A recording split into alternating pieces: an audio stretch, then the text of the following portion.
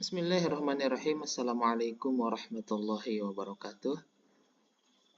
Bapak Ibu para peserta konferensi internasional yang saya hormati, izinkan kali ini saya memaparkan isi dari penelitian saya yang berkaitan dengan rekonstruksi warisan intelektual Aisyah Al-Ba'uniyah, otoritas ulama perempuan dan produksi pengetahuan Islam pada masa dinasti Mamluk.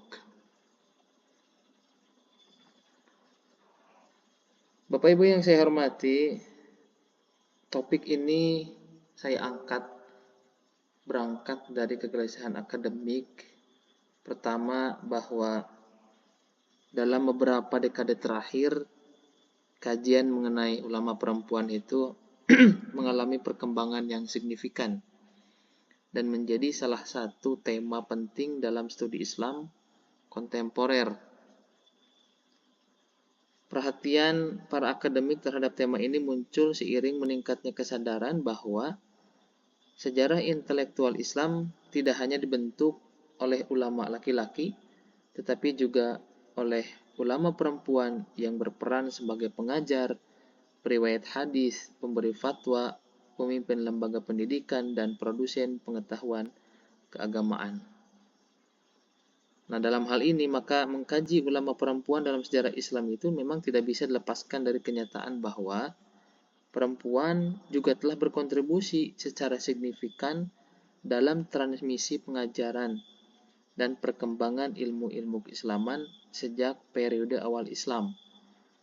Walaupun banyak stigma, banyak narasi yang beredar di masyarakat, baik itu di Asia, di Barat ataupun di Timur, yang memandang bahwa perempuan itu tidak memiliki kedudukan dan tidak memiliki peran yang begitu signifikan. Namun ternyata kalau kita menggali secara mendalam bagaimana histori Islam itu terbentuk, ternyata memang banyak sekali tokoh-tokoh ulama perempuan yang berkontribusi dalam kemajuan ilmu pengetahuan. Bapak Ibu yang saya hormati, maka dalam hal ini salah satu ulama perempuan klasik yang memiliki kontribusi penting dalam tradisi intelektual Islam dan masih jarang atau relatif jarang dikaji adalah tokoh bernama Aisyah Al-Ba'uniyah yang wafat kurang lebih pada tahun 922, ada yang mengatakan 923 Hijriah, berarti abad ke-10. Nah, dia Aisyah Al-Ba'uniyah adalah seorang cendekiawan muslimah yang hidup pada akhir periode dinasti Mamluk. Berasal dari keluarga atau ulama, berasal dari keluarga ulama terkemuka di Damaskus.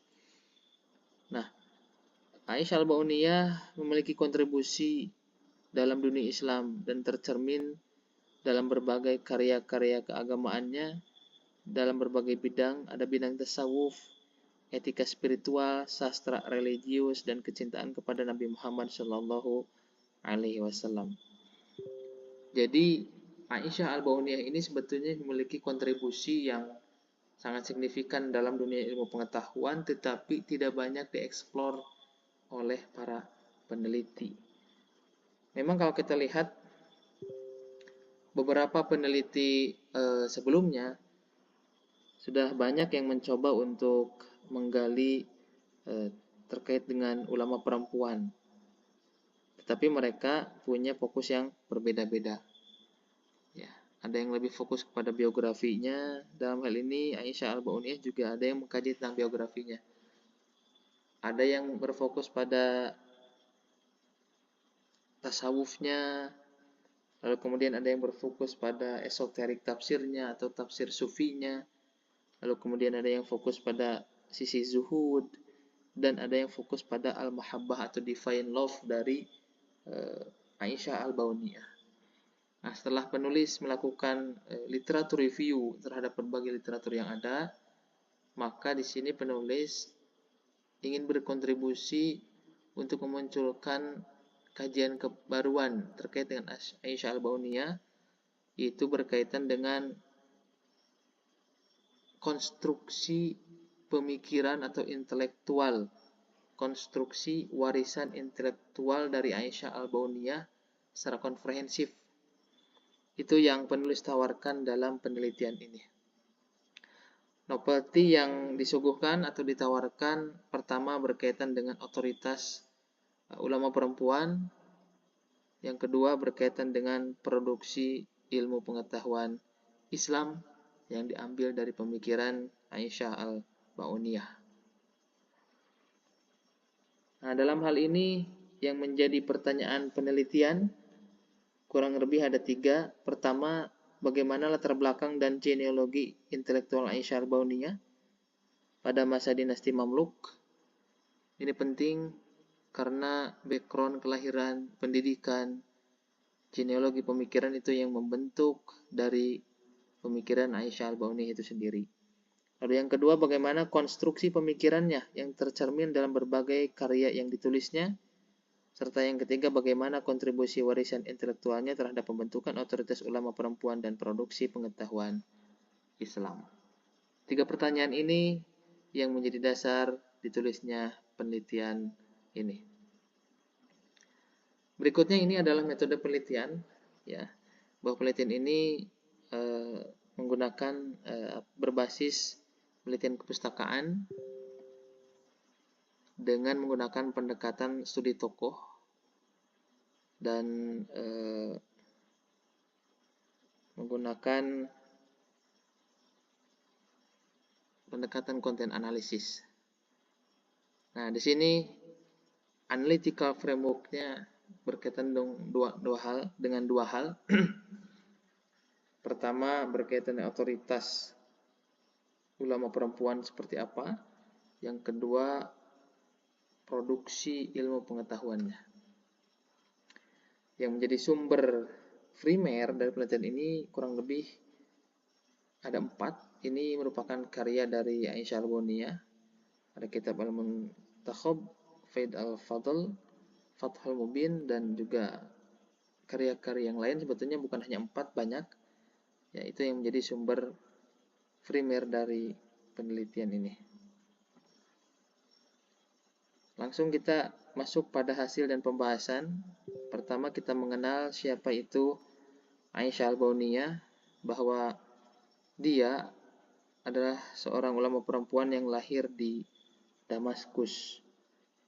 Di Damaskus sekitar tahun 865, atau kalau dikonversi ke Masehi sekitar 1464 Masehi.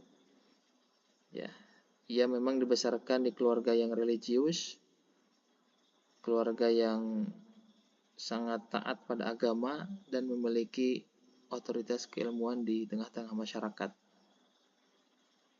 Dan kalau kita melihat sisi kehidupan dan rihlah ilmiah, Aisyah Al-Bauniyah ini memang expert di bidang studi Quran, hadis, fikih, dan terutama sufism, ya, ilmu tentang tasawuf. Dan dari keilmuan itu beliau mewariskan banyak sekali ilmu dari para gurunya, ya, dan menerima banyak sekali ijazah dari ulama-ulama terkemuka pada saat itu.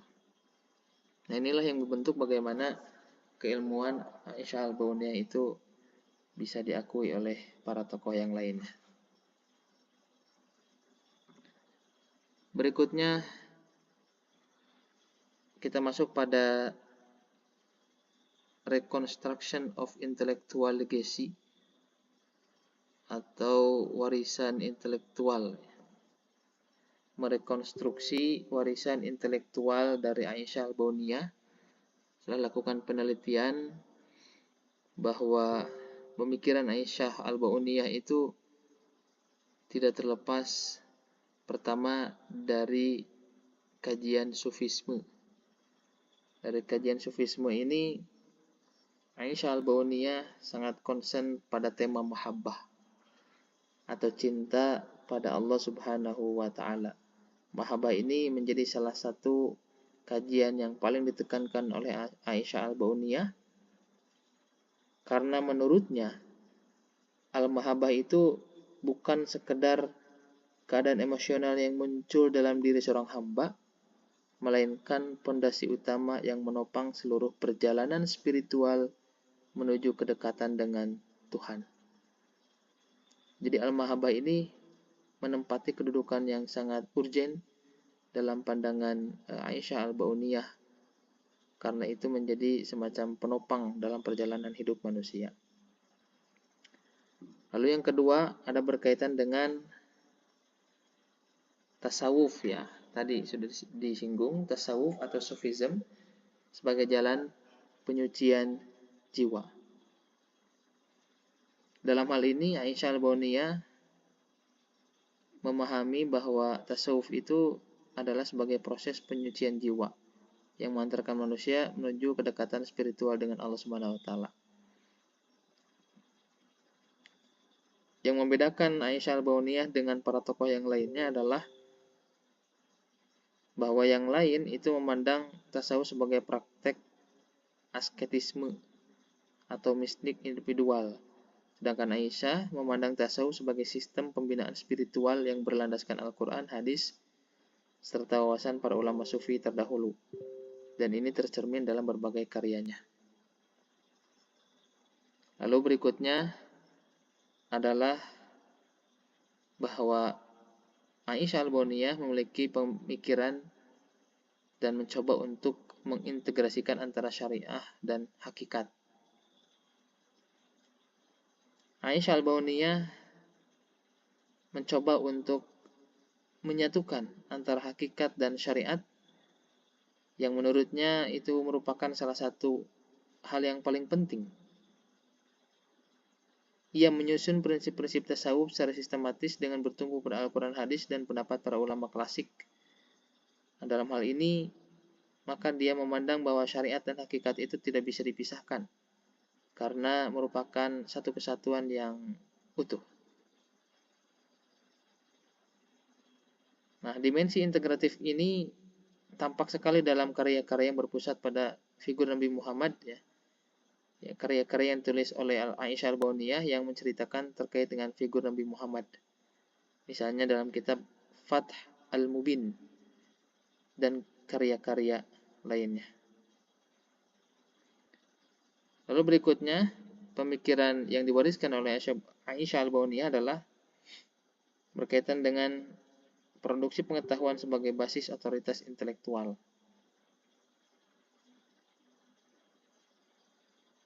Nah, produktivitas intelektual Aisyah al-Bauniyah menjadi indikator utama kapasitasnya sebagai produsen pengetahuan Islam.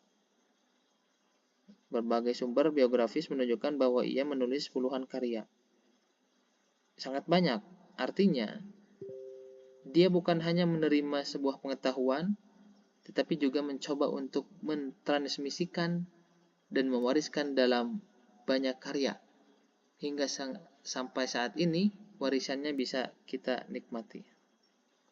Bapak Ibu yang saya hormati,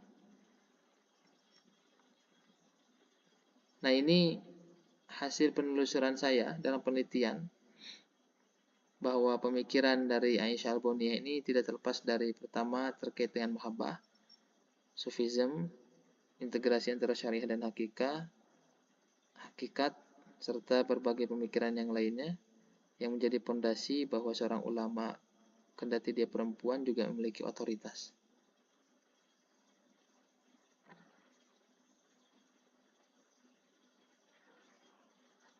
Nah, kemudian ini otoritas ulama perempuan, bahwa memang berasal dari keluarga seorang ulama, maka perempuan itu bisa mendapatkan akses pendidikan yang lebih baik.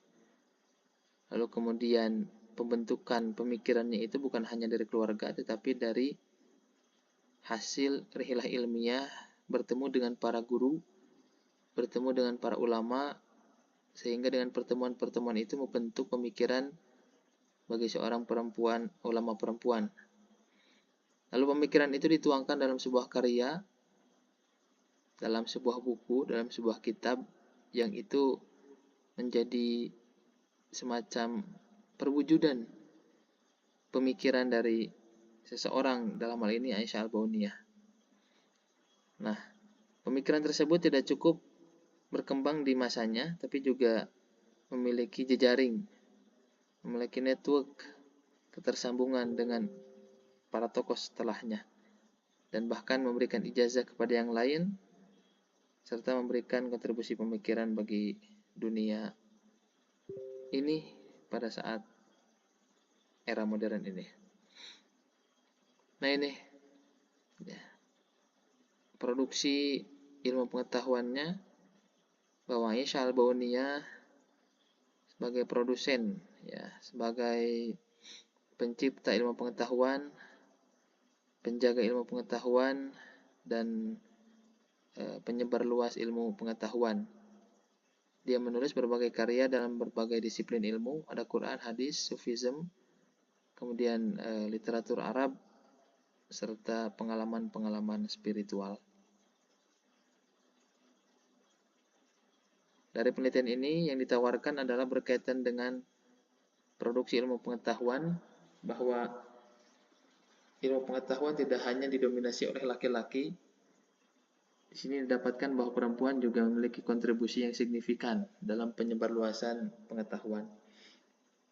Yang kedua, seorang perempuan juga bisa menjadi produsen,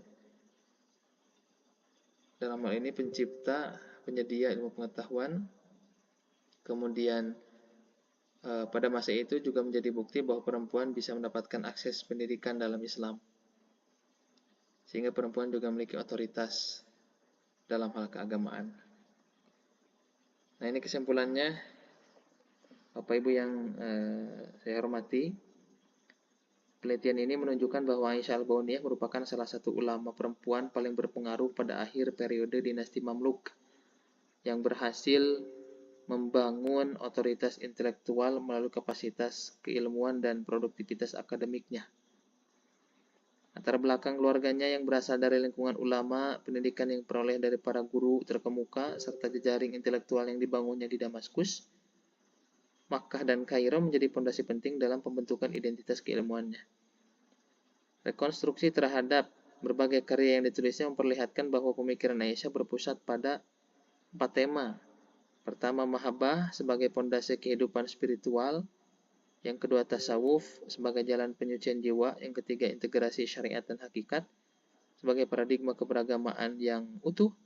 Serta yang keempat adalah produksi pengetahuan sebagai basis pembentukan otoritas intelektual. Nah, temuan ini menunjukkan bahwa Aisyah tidak hanya berperan sebagai transmitor tradisi keilmuan Islam, tapi juga sebagai pemikir yang mampu merekonstruksi, mengembangkan, dan mentransmisikan pengetahuan keagamaan melalui karya-karyanya. Nah, lebih jauh penelitian ini juga menyimpulkan bahwa kontribusi ulama warisan intelektual Aisyah, ya, kontribusi utama warisan intelektual Aisyah Al-Bauniyah terletak pada kemampuannya membangun otoritas keagamaan perempuan melalui produksi pengetahuan Islam.